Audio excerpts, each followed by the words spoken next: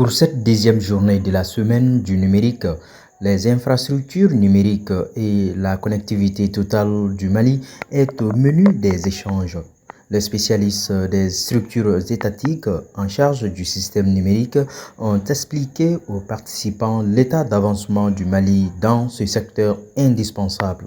Le panel porte principalement sur la feuille de route pour une couverture universelle d'ici l'horizon 2030.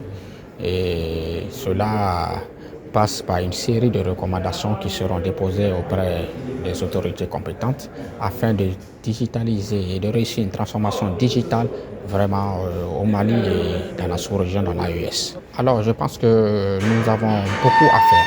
Nous avons beaucoup à faire.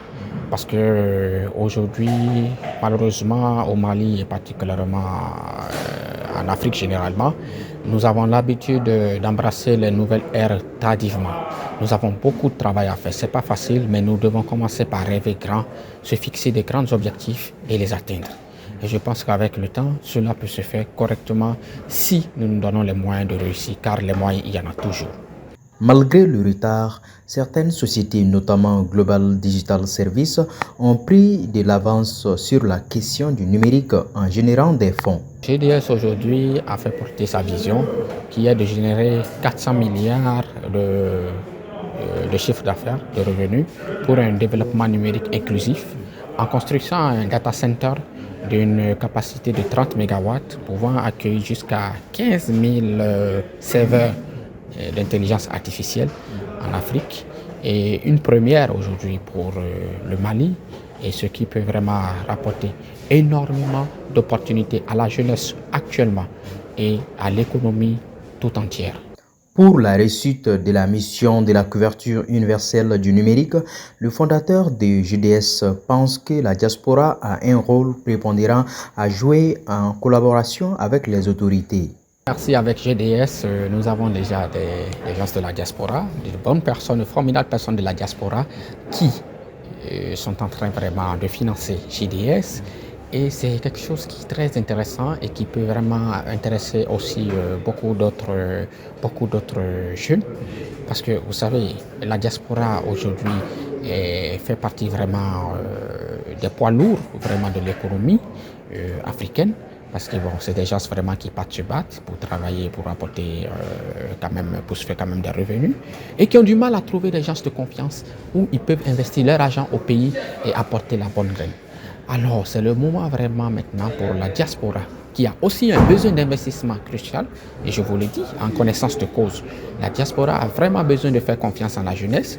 Ici, elle a besoin vraiment d'investir. Mais c'est l'occasion vraiment de se faire accompagner par l'État pour gagner la confiance des investisseurs de la diaspora. Et avec cela, ça va donner un résultat vraiment extraordinaire. Et j'en suis convaincu. Tout en félicitant les organisateurs de la semaine du numérique, M. Haïdara a lancé un message particulier à la jeunesse, comme pour dire qu'avec le cœur vaillant, rien n'est impossible. Aux organisateurs de la semaine du numérique, j'adresse mes fermes félicitations. J'ai vraiment vu le travail qui a été fait. Ils n'ont ménagé aucun effort pour mettre tous les moyens à disposition afin de mobiliser un maximum de personnes et les orienter vraiment vers la route du succès qui est l'ère de l'intelligence artificielle et du numérique. Et à l'endroit de la jeunesse, je leur ai dit, rêvez grand, osons rêver grand, osons réussir vraiment des grandes ambitions, osons vraiment porter le Mali et l'Afrique très haut. On a tout ce qu'il faut. On a une jeunesse très résiliente, on a une jeunesse très intelligente, on a tout ce qu'il faut. N'abandonnons pas, travaillons dur et tout ira bien dans le meilleur des mondes. Rappelons qu'au bout de 3 heures d'horloge, les échanges entre les responsables des structures de l'État et les participants ont porté sur les voies et moyens à explorer pour relever les défis de la couverture totale de notre pays aux infrastructures numériques. Le panel a pris fin avec la lecture des recommandations qui seront remises à qui des droits.